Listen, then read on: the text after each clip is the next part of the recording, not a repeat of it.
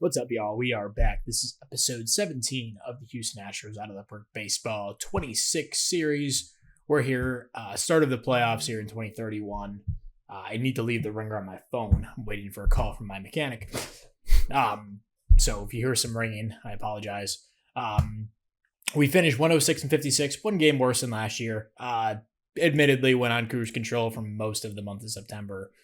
You know, cruise control for us is apparently a 16-10 month. Just wanted to get some guys some playing time and actually returned pretty good results. I think we found some stuff out about some dudes. Eric Murphy winds up making it up to the major league roster that last couple weeks of the year. I was playing him every third game, so he winds up playing 5 games. Did decently well in those games. I'm not saying he's the catcher of the future, but at least we kind of know what we got from him in a small sample. So that was interesting. Drew Romo winds up finishing a little bit below league average with the bat. 16 home runs. I mean, the power continues to kind of come along as he ages. An interesting case this offseason. Not a dude I would normally want to extend at age 30, but I mean, we've taken a couple swings at catcher. It hasn't really worked out. And Romo's such a good player, been so consistent for us over the 5 years he's been on this team. It'd be tough to lose him. It really would. It's such a good framer. It's just, yeah, we'll see. We'll see what happens this offseason. We'll get to that. Just going to go down the line here. Josh Leno, man, came up, pretty much exclusively played against lefties, and dominated. 130 WRC plus overall, but got 31 plate appearances against righties, was no good, but against lefties, man, 157 WRC plus, 4 homers. Wound up like pinch hitting a lot and doing really well in those pinch hit appearances. 11 games as a pinch hitter, 11 plate appearances as a pinch hitter, hit 333, 1.2 OPS. Really fun little season from Josh Leno, and kind of excited for what he can be. He's only 24, former 6th round pick. I think the reason he kind of fell for me down on my draft board was his defense. He's playing a lot of first base at the moment, but man, against lefties, super interesting platoon bat. That's all I got to say. So a fun half season for Josh Leno up in the majors. 95 plate appearances, not much, but definitely, I mean, he's here on the playoff roster, so he did something right. Colson Montgomery, man, what a pickup this was. Hit 333 for us, 941 OPS. A 158 WRC plus, 1.5 WAR. Put up more WAR in, I guess, about the same amount of games, but put up slightly more WAR. The defense was the only issue. I think he started to figure things out at the end of the year as he learned second base. He was kind of going in, I don't want to say the word raw, but he was very raw at second base. So once he got the experience, I think his defense improved. But yeah, he was awesome for us in that half season. Obviously on the playoff roster here. Herman Ramirez, I mean, a nice season. A kind of a guy who's fallen by the wayside as the years have gone on. You know, he at one point had like 65 power potential. That's kind of fallen off. Has never really done anything in the majors and pretty large samples over the years. Last year didn't make too much of an impact on the major league team. The years before, he was well below league average with the bat. This year, 72 plate appearances, 24 years old. Finally started to do some stuff. 12 homers, about league average with the bat. You know, a versatile defender. Even got some playing time out in right field, it looks like. And another guy, crushed lefties, didn't really hit righties. So we have a couple of these guys that are more platoon based. Not that Herman Ramirez can't hit lefties. It looks like he's actually pretty balanced when it comes to that. But yeah, an interesting player. And a really solid age 24 season for him. We have, Ariel Dingo. This is a fun story. 40 games he played for us. He wound up playing a lot. And he was freaking awesome. I couldn't keep him out of the lineup. It's just a really fun story. You know, another one of these balanced hitters. Really good against lefties. Pretty solid against righties as well. Just ticked down a little bit. But another guy. Destroyed lefties, didn't hit righties. I mean, he absolutely destroyed lefties. 396 average, 219 WRC plus, and 57 plate appearances against them. He's here on the playoff roster as well. Good leader, good work ethic, baseball IQ stuff. A fun player moving forward that could factor into our long-term plans. And started to learn a little bit of second base. That'd be cool to get that in his profile. Only played 6 games there and it was bad. At third base was much better. He's not going to be starting here in the playoffs just because if he could play second base, I'd put him in there, but I'd prefer Ramirez defensively over there. But he'll probably get some pinch hit appearances, I'd imagine. Aaron Estrada, all-star this year, definitely fell off in the second half. You see his April, May was sweet. June was not great. July was league average. August was rough. September, a little bit closer to league average. So yeah, a nice season from Estrada. Not really again, all-star being a half season award is pretty stupid. He's 2.5 win player, above league average, but yeah, not amazing, but a good season from him. More than we could have asked for. Starlin Caba, man, he came back. He wound up getting delayed quite a bit. He was due back end of July. And we were kind of monitoring that as the deadline approached. He had a week left. Wound up getting set back and didn't return to the majors until, let's check the game log really quick. Didn't return to the majors until the end of August. Had a little rehab assignment. Went down there for a week. 4 games. So yeah, we wound up going a month without him after the fact. But when he was out there, Starlin Caba, league average bat. The defense wasn't quite there, which is interesting. I hope that's not a long-term thing, but he's only 25, man. Really fun player. Due for probably a nice raise in arbitration this year, and then we're going to have to start talking extension with him if we want to go that route. I think this is a guy who's worth it. Defensively, he's awesome, so there's a great floor. Then offensively, he's really come along the last couple of years. From kind of just being a light-hitting slap hitter to a legitimate, you can play this guy every day and not have to worry about his bat. So yeah, happy to have him back here for the playoffs. Pedro Beltran, once again, dealt with injuries this year. Wound up having, he tore his quad right after the deadline, August 10th, which wasn't the end of the world. It was a six-week injury. Came back to play the last couple series of the year. And he was awesome when he was out there. 180 WRC plus, 3 WAR. Really, really happy to have him back for the playoffs. Just an awesome season. It's just going to be about health for him. If he can stay healthy, he's yet to play a full season in his 2 years. 78 games last year, 83 this season. Last year he was down in AAA for a little bit, so I don't really count that, but he did get hurt. And this year dealt with a couple different things. It was the 6-week injury and then had this hamstring strain in May. But yeah, when he's out there, he's great. Probably our best hitter, honestly, at 22 years old.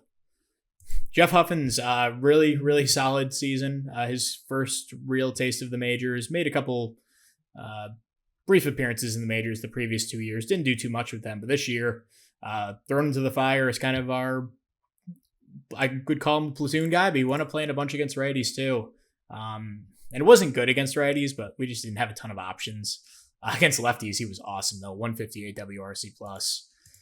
Again, another one of these guys. Love to have him in there, but we can really use a guy who can hit righties a little bit better, especially, that's the strong side of the platoon. You're going to play 3.5 out of every 5 games against a righty.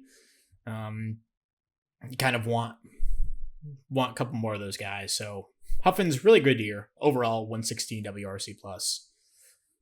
Langford obviously was dealing with the injury. It was a hamstring strain. He got delayed as well coming back, but he did make it back pretty early in September, I think. Yeah, he wound up coming back the same day as Caba. I just brought them both up. And yeah, he finishes with a pretty strong season, a good bounce back from last year, which was a little bit of a down year for him. Batted 240 this year, 274, 124 WRC plus, 136 OPS plus. Good for 3 WAR. Maybe falling off a little bit as he ages and That's fine. He's still a really good player. And we're kind of getting on a deal like $25 million a year because the Rangers are eating 30% of the contract. Gary Koslett, a little bit of a disappointing season. The strikeout rate was just kind of out of control. 29%, not really going to cut it. He has the potential to improve that. It really hasn't improved, interestingly enough. He hasn't made a ton of development since he's gotten up to the majors last year. Had a nice first half. Second half definitely fell off. August stats is 69 WRC plus. September 80. So yeah, we'll have to monitor Koslett, but it was an okay first full season in the majors. Jackson Merrill winds up having a really nice year after a rocky first half. Puts up 5 WAR despite not really playing in the field. DH for about 40 games this season. Had a good defensive center field numbers when he was out there. Winds up playing 153 games and was really good. So good season from Merrill. And then Rainer Arias winds up winning the batting title this year. 31 home runs. The walk rate dipped down pretty significantly, about 3 points. OPS up though. 150 WRC plus, 5.2 WAR. If he was out in right field all season, I think that would have been higher, but he was forced to play center field for 36 games. So, a really, really awesome season from Arias. I'm kind of talking down on it, but it was a great year. I think he was our leader in WAR. Yep, 5.2. So a little bit, less than we're used to. I think Merrill had like a 7-win season last year, 6.6. Roma put up like 5 last year. Caba was probably close to 5. Yep. 4.7. So, good season overall offensively. No one that's on our playoff roster was below replacement level. And the only guys that were close were Murphy, Koslett, Dingo, and Ramirez, who didn't really play full seasons. And Koslett, he was a DH for most of the year. Although wanted playing a lot in the outfield. I shouldn't say that. He just wasn't great with the bat. On the pitching side, a lot of good to talk about. Things kind of came together in the second half. Logan Webb winds up finishing really strong. He'll be our game 1 starter. 178 innings, a little bit less than like back in his prime before this injury in 2029. But that was also because I was limiting innings at the end. He puts in a really nice season. 122 ERA plus. So consistent. The FIP up a little bit. Nothing crazy though. A really good year from Webb. He's our game 1 starter. Aiden Curry fully broke out this season after kind of teasing it the last 2 years. This year, the strikeout rate's up, the walk rate's down, the home runs under control at about 1 per 9. The FIP minus at 86, ERA plus of 135.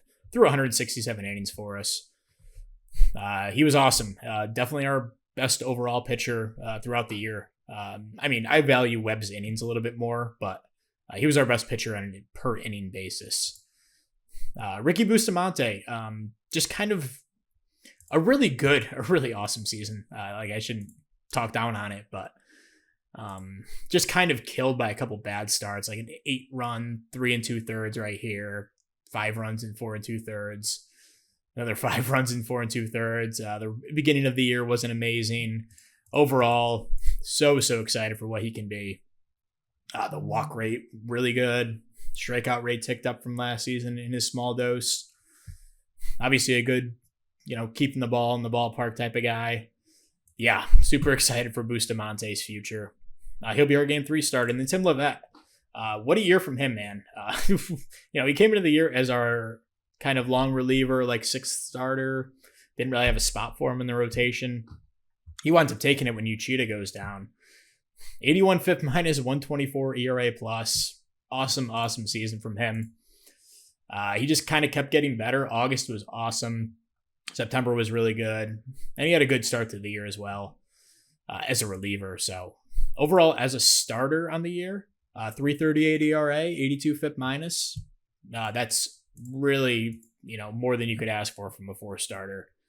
And as for our 5th starter, Noah Schultz, he figured things out in the second half.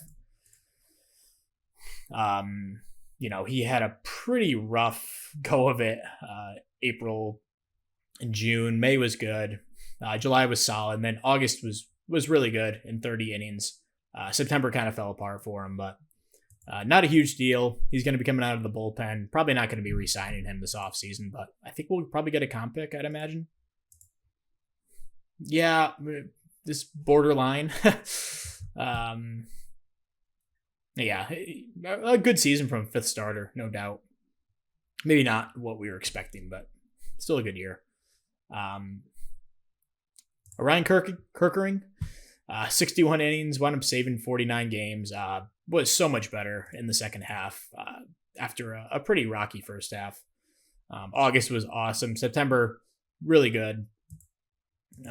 And we actually wound up signing to a 2-year, $20 million per year extension.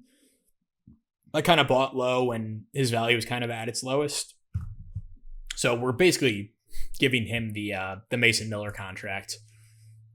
His ratings have fallen off a little bit, but nothing crazy. I still think he'll be a really, really awesome closer for us moving forward. Gregory Soto, another guy who kind of struggled in the first half. He was lights out in the second half. And there's a good chance we re-sign him on a 2-year deal or maybe a 1-year deal at $10 million. We'll see what we can get him down to. But he was great. He's been great in his 2.5 seasons for us.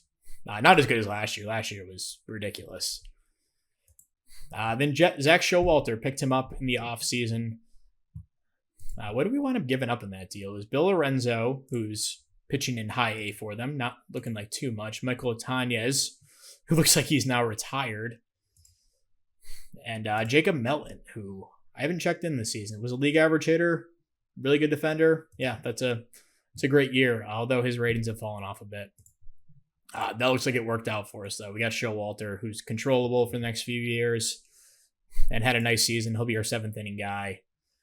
Wellington Herrera was bounced back and forth between the majors and the minors, but when he was up here, he was awesome, just like last year.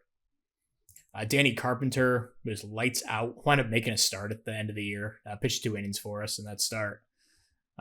73 FIP minus, 230 ERA plus in 50 through 55 innings. I mean, I don't know if the walks will ever be 2.9 in a large sample, but I mean, for a 30 control guy, that's amazing. And everything else looks good for him. So that's great. Noah Schultz, talked about him. Juan Soto, he wound up sticking around on the major league roster because I had optioned him too many times. So, winds up not being horrible. He's going to be on the playoff roster, mostly because we didn't have a ton of other options. He's just probably going to be a mop-up guy, I'd imagine. That's kind of how they used him this season. And then Danny Macarola, the numbers don't look amazing on the year. Mostly it was inflated by a couple of bad outings at the end. 5 run in a third of an inning here. Pitched 3 innings, gave up 2 runs. Inning and 2/3, 3 runs. So, overall, not worried about Macarola. He was awesome this year for us overall. As for other guys who were up and didn't make the playoff roster, I guess we'll check the 40-man. So the first one is Juan Ramirez. When we had all the injuries to like Beltran and Langford was out for a little bit, I wound up calling up Juan Ramirez. At one point, he played like 10 games, sent him down, and then in September, I called him back up again. Winds up putting up a 72 WRC plus. But, I mean, under the hood, 23% strikeout rate, 9% walk rate, like, that'll play. In a large sample, I think he'll be a lot better. And a good defender out in the outfield. Josar Gonzalez really fell off. A 149 average and 135 plate appearances is brutal. He was like closer to 50 when we last checked in. He wound up just completely imploding at the end. Minus 0.4 WAR. We just could not figure out that shortstop position with Kaba out for most of the year. Nestor Rosales got called up again at the end of the season, just past his 200 plate appearances on the year. He played much better in September, but winds up putting up a negative 0.2 WAR. We'll have to figure out the defense with him if he's going to be a long-term piece. Was not good over at second base, and shortstop, he wound up playing a bit, and he was not good there either. Edvin Kula didn't wind up making it back to the majors. He broke his hand, and kind of everything fell apart after that. So he didn't make it back up. Barber didn't make the roster. Curo was made it up to AAA. Was really good in AA, but he didn't make it to the majors. David Montez, I wanted to get him up, just didn't have a spot. He's going to compete for at-bats next season, but another one of these righties, but just freaking dominates lefties. I mean, it'd be hard to keep that guy out of the lineup. We're going to send him to improve his catcher defense. If he can take this up to average, we might have a player there. Motzkis came up again and kind of did the same thing. Didn't hit. Played fine enough defense at shortstop. Bobby Squaresburg made it up to the majors, though. Played 9 games, 30 plate appearances. Didn't do too much, but he wasn't bad either. And then other guys, Bob Schultz, he pitched 5 innings and was just so bad. I think time's probably up on him. He'll probably get DFA'd this offseason. Kyler Pierce called him up. He was starting for the first half of the year in AAA. I wound up moving into the bullpen just to see how he played. He didn't really pitch that much better out of the bullpen, but I called him up, and he wound up pitching 4 games, 10 innings for us. And, for an underdeveloped 22-year-old, he was just fine when he pitched. And I think that's pretty much it. Matt Scott made the last start of the season. He was awful. I think we're pretty much done with him. We'll try to pass him through waivers, and he's passed through waivers twice this season already, maybe 3 times. Yeah, he just really, I don't think he has it. So that was a bust of a draft pick, 21st overall. And speaking of busted draft picks, Jason DeCaro has completely fallen off. He's going to get DFA'd at the end of the year. Walked 10 guys per 9, struck out 6. I mean, 3rd overall pick, total bust. Despite pitching in 9 innings for us overall between 2 seasons. Just not what we expected out of DeCaro. So that's it. Let's jump into the playoffs here. We're going to be playing the Yankees first round. And let's check out their team really quick. They wound up winning 90 games. 4th in runs scored, 6th in runs against, so a pretty balanced team. Good overall. Anthony Volpe is their stud. He got signed to a big contract before this season. 5 years, $33 million per. Had a fantastic year. Likely MVP winner, 9 WAR almost. Yeah, total stud over at shortstop. Besides that, their offense, Mike Ennen's a decent player. Arturo Campos has potential, but he's only 23. He was okay this year for them. Petey Halpin. Looks like they claimed him off waivers. He was okay for them. Logan O'Hoppe, they signed him to a big contract a couple of years back before 2029. He had a rough offensive season, was a lot better last year. This year was more league average, not a great defender. Wilfredo Lara, he's okay. So their offense pretty top heavy. Gabriel Arias had a nice year though. So got to look out for their pitching staff. Garrett Crochet still doing his thing. He's been fantastic. They got him in a trade with Boston in 2026. They gave up Ben Bybee, who's retired. They gave up this guy in the deal. I remember facing him last year. I didn't know the Yankees gave him up in that trade, so that's interesting. He's a good player. Ben Hess, who never really developed into a starter, but looks like he was a good reliever for them. And Jordan Vera. So a decent return for Boston, but the Yankees got a really good arm. He's been Cy Young candidate pretty much every year since he got there, besides the first season. So he's their ace. Looks like he's tired, so they're going to start Gavin Stone in game 1. He had a good year between the bullpen and starting. They also have Brock Selvage here. Never really fully developed, but a nice number 2 arm, I suppose. Mario Castillo, young arm. Pitched 33 innings, was really good for them. Then out of the bullpen, Ben Joyce. Throws hard, not much else. He was fine. Jack Leiter, old friend of ours. They still have him in that trade that we made for Roderick Arias back in the day. And we wound up releasing Arias, I think. But he's their setup guy. So their bullpen, not really strong. 14th in bullpen ERA this season. Chris Martin, Brent Hedrick still here. Jordan Romano, I guess, is their specialist. Okay, so anyway, let's jump into the series. We'll have Logan Webb, Aiden Curry, Ricky Bustamante, and if we need him, Tim Lovett. That's the OSA. I was like, wow, does stuff potential go up? Okay, game one, Gavin Stone, Logan Webb in Houston, game one, and 5-3 victory. Pretty good day for the offense. Looks like a lot of guys got hits. We had 9 as a team, multi RBI games from Arias, Merrill, and Langford. 1 RBI games from all those guys. Montgomery as well. Beltran drove in a run. Good enough start from Webb. Looks like he got hurt. So if we wind up going to a game 5, he wouldn't be available. Noah Schultz pitched really good out of the pen. Soto and Kerkering close it out. So game 1 is ours. We'll have Aiden Curry against Garrett Crochet. Going to be a tough one to win here. But Curry was really good this year, so we'll see. And we lose 5-0.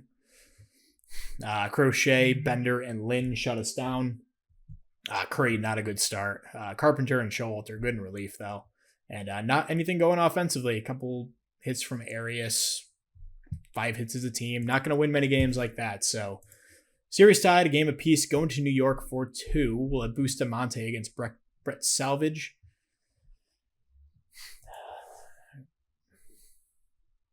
And we lose 4-1. So, on the verge of elimination here. So, a couple of retirees. Notable names. Michael Arias. Signed him. Oh, yeah. I signed him out of pity.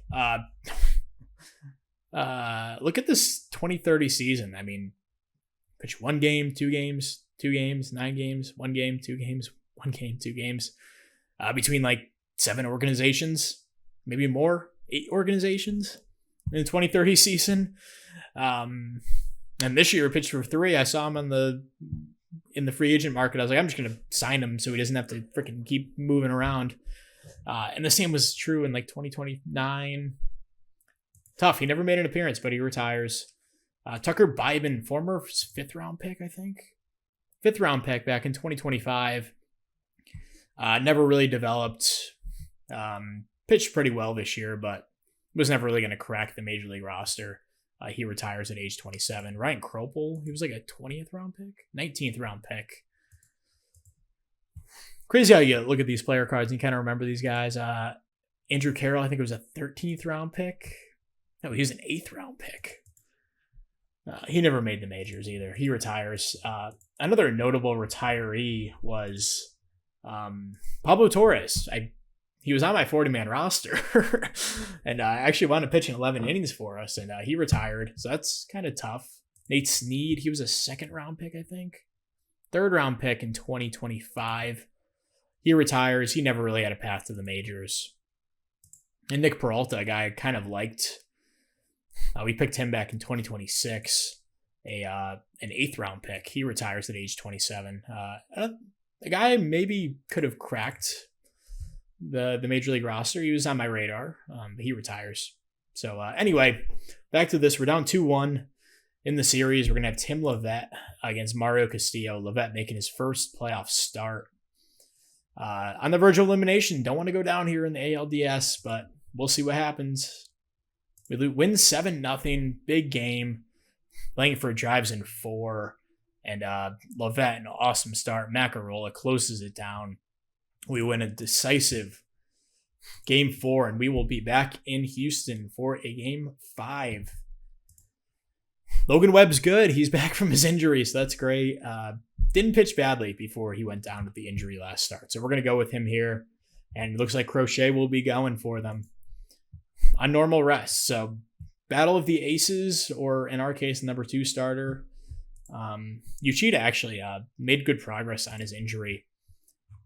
He got moved up like 2 weeks. I mean, it's not much, but if we were to make the World Series, there's like an outside chance he can be on the team, but I doubt it. Anyway, Crochet, Logan Webb, game 5, ALDS. We win 5-1. Oh my goodness, I did not think we had a shot. Colson Montgomery, a 2 RBI pinch hit appearance. Digo goes yard as well. That's awesome to see. Glad I added him to the playoff roster. Yeah, that's awesome to see. We take down Crochet, get 2 runs off him, and Leiter comes in against his former team, gives up 3 runs. Logan Webb, an awesome appearance, just completely shoved. Showalter and Soto close it down. So we go the distance with New York. So we're not in a good position to set up our rotation here, but we'll have Aiden Curry here in game 1. I mean, we could go with Bustamante as well, but I think we'll probably just go with Curry here. So checking out the Tigers, 93 and 69, 3rd in runs scored, 4th in runs against, really balanced team again. Riley Green still hanging around here. He had a good season. Alejandro Ozuna, nice little player. They have one of the best catchers in baseball in Liranzo. Only played 52 games this year, though, but in the past, he had been a masher of a catcher. They signed him to a big extension. Big extension. Colt Keith, really good player, 4-win guy at first base. Michael Harris, looks like they picked him up in the offseason from Atlanta. One of the best players in baseball throughout the save. A couple of MVPs, I think. Yeah, back-to-back MVPs in 27 and 28. He had a great year for them this season, so Michael Harris, I got to look out for in the 5-hole. Grady Emerson, a nice player at shortstop. Jonathan Aranda had a nice year. Isaac Pacheco is fine over at third base, I guess, and then Bryce Rayner over at second base. So a pretty balanced, high upside lineup. A ton of lefties, though. So that kind of makes me want to go and start Bustamante in game 1.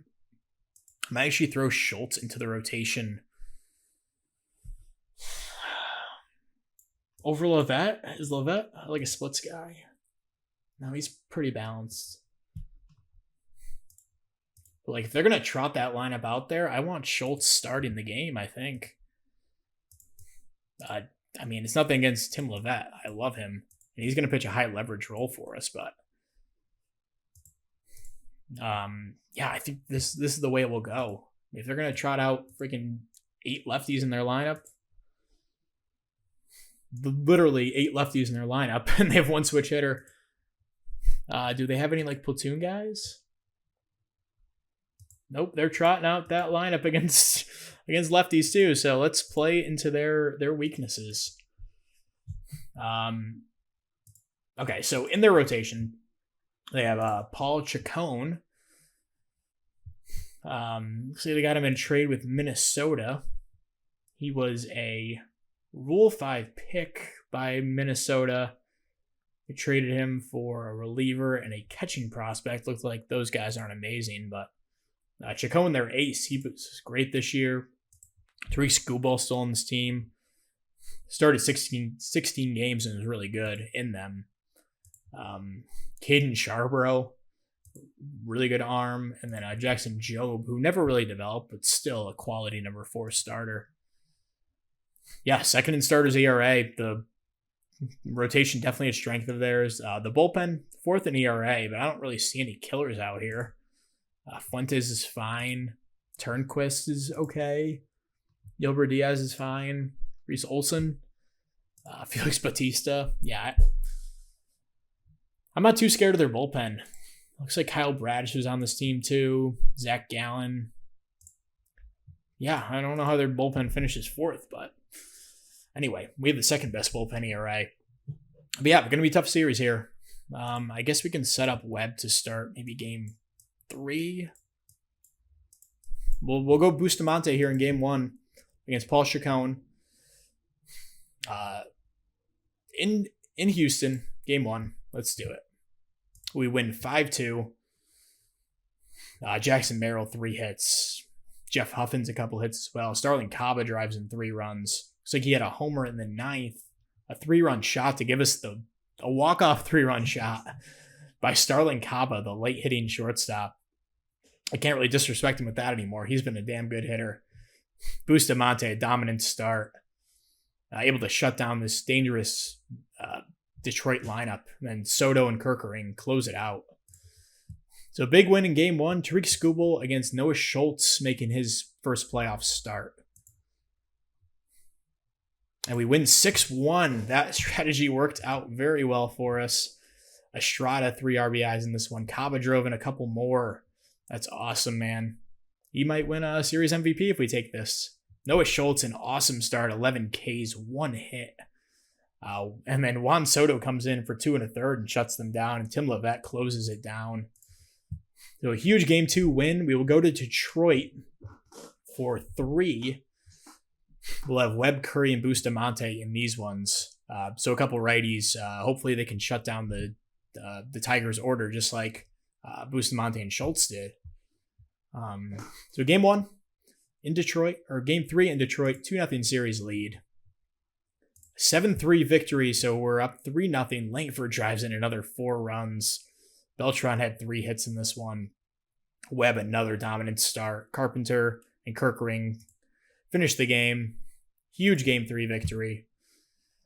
International showcase is going on, so we'll check that out really quick.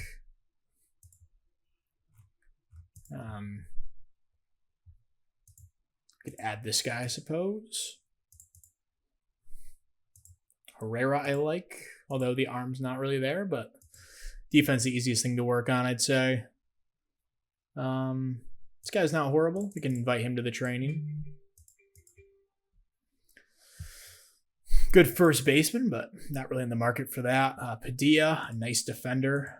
Like him quite a bit. Torrent, not a huge fan. Garcia, same thing. Martinez, probably not better than the other guys that we looked at. I'm not a huge fan of him.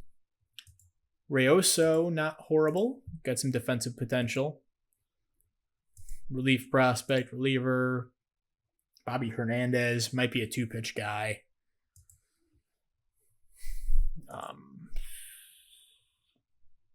Carlos Torres, I suppose we can look at. This could be one of those quantity over quality years. I mean, there's not a ton that I love. I liked a few of those guys at the beginning, like Herrera and Hecharita and Padilla. Padilla was the one I liked a lot. Let's just fill up the team, and we'll move forward here. Lingua is not bad. Maldonado's got a little bit more upside, strikeout-wise. I think I like Valero a little bit more.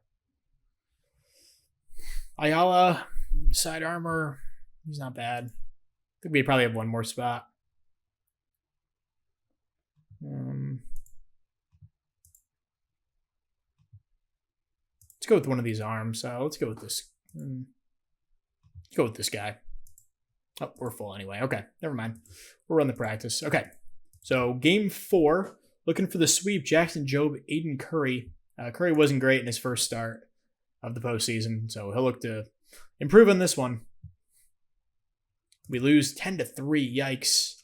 Another rough start by Curry. Soto gets lit up. Showalter and Herrera not great either. Yeah, not really much to talk about there. Move on. 3-1 series. Rematch of game 1. Bustamante, Chacon. And we lose 5-4 and 11. That's tough.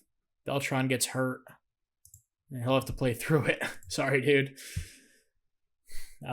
Estrada has 3 hits. Not much else offensively. Romo, Caba, already striving runs. Bustamante, a good start, but just chipped away at our relievers. Showalter ends up giving up sack fly to Colt Keith in the 11th. So 3-2 series. We have 2 shots at home to win it. Ethan Salas is back from injury. I forgot to mention he got hurt, but add him to the active roster. So Noah Schultz against Caden Scarborough. Game 6 here. Don't want to go to an elimination game, but at least we have Webb if we do. Let's see if Schultz can finish, follow up with a nice start, and an 8-4 victory. We'll go to the World Series once again. 3 hits from Merrill. Montgomery, he's been awesome.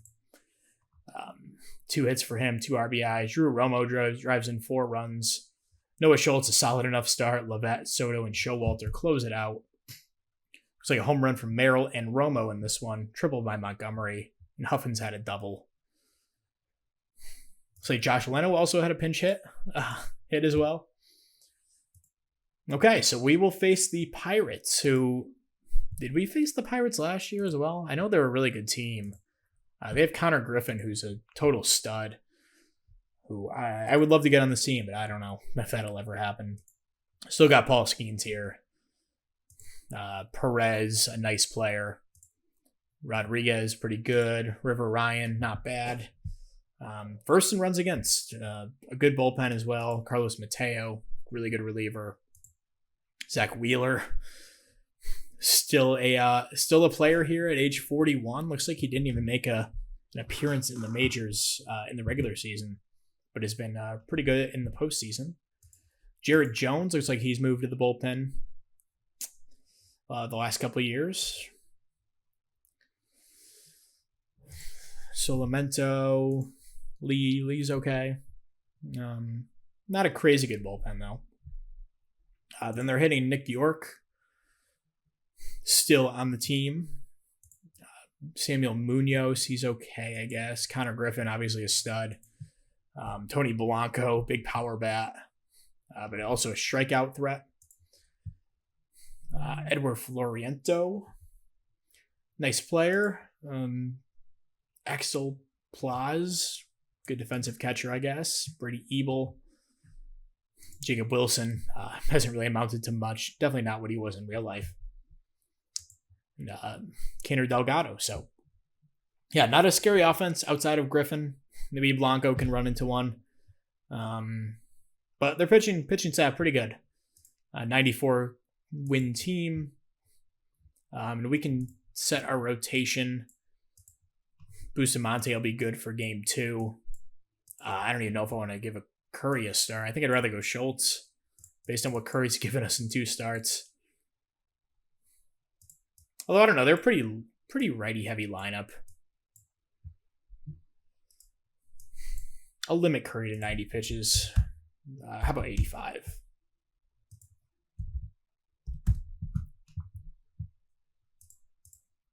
Yeah, because they're balanced, but their 2 best hitters are righties, so I'd rather have Curry start a game 4. Okay, so we can go Logan Webb game 1 against Paul Skeens. World Series 2031, looking for a 3-peat here.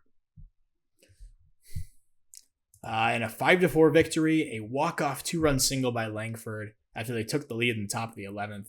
Come all the way back. Merrill, three hits. Langford drives in a pair, obviously. Colson Montgomery, 2 RBIs as well. And a solid start from Webb. Definitely not as good as his last couple, but Showalter, Kerkering, Soto, and Carpenter able to get it done out of the pen.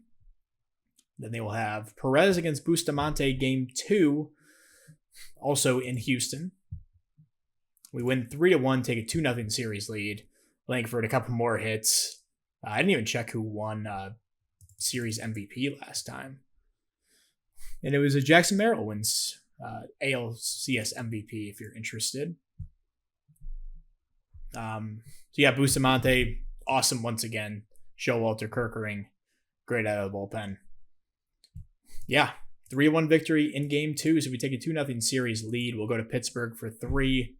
Tim Levet will be on the mound after a really good last, he made a good start against New York and has pitched a couple games out of the bullpen.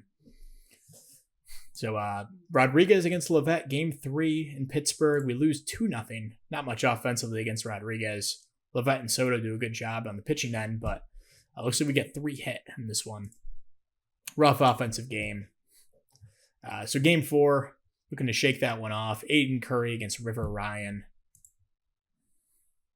And we win 9-2. Big offensive explosion. Multi-RBI games by Merrill, Langford, Estrada and Romo. Home runs by Romo and Langford. Looks like Wyatt Langford kind of lining up to be World Series MVP if we win it. Aiden Curry, an awesome start in this one. Noah Schultz, 2 1/3 shutty. So those guys combined to pitch really well. And looking to secure our 3rd straight World Series with a pretty dramatically different team than last year, I will say, in the last 2 years without Neto and Casas, who, well, I'm thinking about it. I'd like to see how he did. He signed that contract with the Cubs and wasn't amazing. Definitely not the model of consistency he was the previous 4 years for us. They signed him to a big, big deal. So Neto was good. Casas more so this season. Anyway, Game 5. Paul Skeens, Logan Webb rematch of Game 1. Let's do it. And we lose 2-1. Tough game. Webb pitches really well, but not a lot of offense. Merrill drives in our only run with a homer in the 4th. Skeens, Portes, and Mateo shut us down. So, again, 2 chances to win 1. Perez on the mound against Bustamante, who's been really, really awesome this postseason as a rookie. I wonder if he'll win Rookie of the Year. Pitchers never seem to win, but maybe he does. So looking to win 3rd World Series, Game 6, Bustamante on the mound. I feel like this always happens.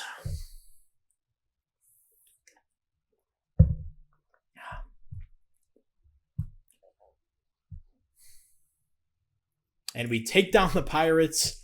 A walk-off 2-run home run by Josh Leno.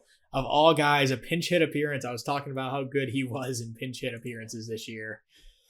Wow, what a way to freaking end it. The guy who got called up, and I wasn't even sure if it was going to be him. He gets called up, plays awesome all season, and man, designated pinch hitter for life. Josh Leno walks it off in the bottom of the 10th. Kirk Green did blow the game, winds up pitching well in the 10th, it looks like. Bustamante, just a total stud this postseason. He made 5 starts and didn't give more than 2 runs in any of them. Our future ace. What a season, and what a freaking trade. Give up Musgrove, and yeah, he was good for half a season, but got Estrada. Palante pitched well for us when he was on the team. We got Bustamante in that deal. Just robbery. Yeah, so obviously Leno was the big hero, but Langford, Montgomery, and Beltran also drove in runs that series. And Wyatt Langford takes home World Series MVP. What a career for him. And in 2.5 seasons for us, has just been a total stud in the postseason, it seems. Although maybe last year wasn't great. But yeah, it's his 3rd World Series ring. He's at 39 WAR, age 29. Certainly on a Hall of Fame track if he can stay healthy. Josh Leno might be too. Who knows? Yeah, what a season. Win our 3rd straight World Series. I mean, I don't know how much longer I can go on with this. Obviously, I'm going to keep going with the series, but we've kind of reached a point where we're dominating the league. I guess we almost got bounced in that first round, which is kind of the most adversity we've faced. And, considering the team that we trotted out there this year, definitely not the caliber of team that we had the previous 2. We were out without Uchida again. Last year was definitely a better team. But this team was able to put it together, mostly on the back of Bustamante breaking out. Aiden Curry was awesome. Logan Webb, his usual self. Tim Levette broke out this season as well. Uchida was good in 10 games. He'll be back in a week if we need him. So he'll be back next season. We'll see what kind of pitcher he is. Maybe the injuries are slowly chipping away at him, but he's still a good arm. Yeah, just a total team effort this year, man. A ton of guys got rings because we called up so many guys throughout the year due to injuries. Even Cole Young gets one. Put up negative 0.6 WAR for us. Was not much better with St. Louis, actually worse. Todd Ward gets one too. Rule 5 pick who played 9 games for us. That's fun. maybe he'll never make a major league appearance again, but he wins a World Series ring. Yeah, fun season. We have a ton of decisions to make in the offseason here. Just to preview really quick. Mason Miller will be a free agent, whatever. We didn't really miss him. We missed him, but we did just fine without him. Noah Schultz will be a free agent. We'll have to replace him, but I think we have internal options. Obviously, the big one is Drew Romo. We'll have to make a decision on him this offseason. Has been so good for us. Throughout his career in 4 seasons. I mean, good for 3.5 WAR every year. I mean, I think it makes sense to extend him, but probably not 7 years. You're probably looking at like a 5-year deal. If we can get him down to like 20. Give him an opt-out after year 3. Yeah, it's going to be tough. We'll have to negotiate this offseason. Oh, got rid of the DH? Oh boy. What happened here? Where is this?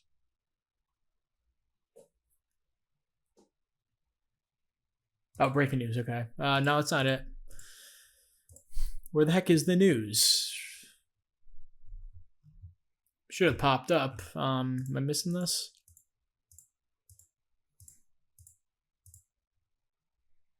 Okay, I guess they just implemented, got rid of the DH. Oh, it's up here. Okay. So the AL got rid of the DH. Yeah, I'm going to override that. Sorry. I love the idea of it, but I'm not doing it for the save. Our team's not built for that.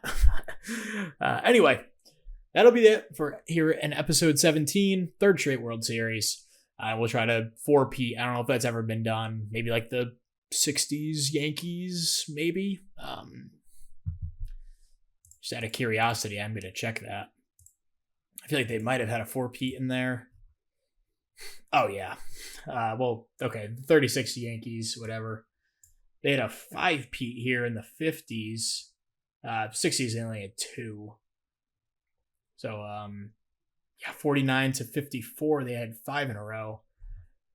Also, when there was only 2 playoff teams made the World Series, which it's still impressive to be the best team in the league and win the pennant that way. But, asterisks next to all of those World Series. As a Yankees fan, I totally admit that. Like, 27 is not 27. So much harder to win these days. But, yeah, anyway, such a side rant or side tangent. But thank you very much for watching. We'll see you guys next time. Peace.